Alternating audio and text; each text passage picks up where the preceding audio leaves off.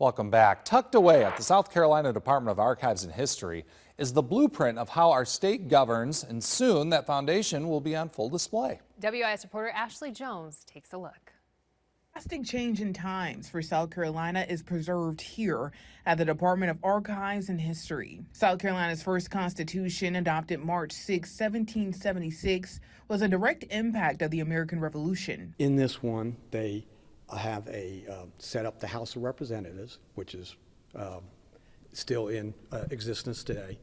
They do not have a Senate, but what they do is they have a legislative council that sort of acts as the upper body of the legislature.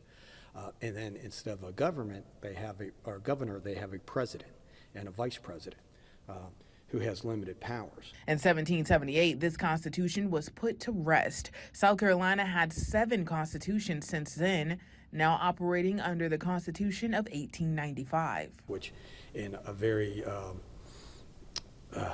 different form is what's the one that's in use today. It's been amended quite a few times. I think it's over 300 times it's been amended. The Constitution of 1895 was developed under South Carolina Governor Benjamin Tillman.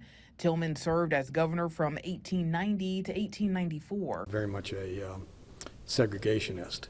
So the 1868 Constitution, which had been adopted right after the Civil War, the convention that adopted that one included a lot of the African Americans, recently freedmen. However, Governor Tillman wanted those laws taken out completely, which included the rights for African Americans to vote. And all the laws limiting African Americans, that they have to travel in different train cars, can't use the street cars, they have to have the different water fountains, different bathrooms, and that sort of thing. The Constitution of 1895 also took away home rule. So under the 1868 Constitution, local governments, the counties and towns, had the ability to tax and create their own budgets. The 1895 Constitution took that away, and so the counties, any of the money that they spent had to come from the General Assembly. Any of taxes that were collected for local government had to be approved by the General Assembly.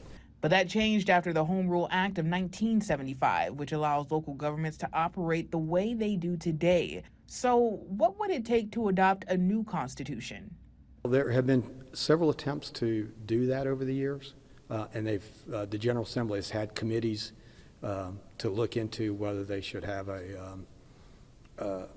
create a new constitution, but in most cases they usually just kind of decide that I think it would open too much of a can of worms if you call a convention and start trying to write a new constitution and that sort of thing. So, I mean,